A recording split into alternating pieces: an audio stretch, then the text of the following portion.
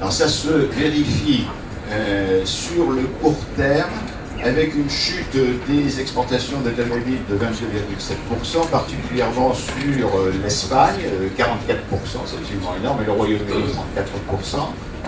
En revanche, la chute est relativement moins sévère pour les équipementiers automobiles. Ce qu'on appelle le programme France, dans lequel il y aura des actions de tous les opérateurs du commerce extérieur, à la fois Unifrance, Adeptas, Sopexa, les CCI pour les opérations de niveau à vocation nationale.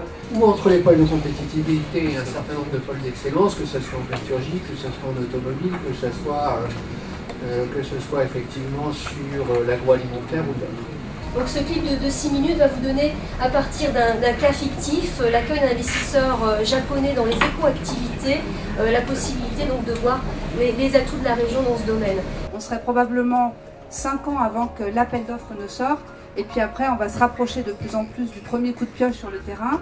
Projet en cours, approbation par un bailleur de fonds et le pays récipiendaire de l'aide. Alors là encore, on ne fait pas de formation, donc juste pour dire que dans le cadre des banques de développement, c'est le pays qui va lancer les appels d'offres, donc ça veut dire que c'est le contact de l'entreprise.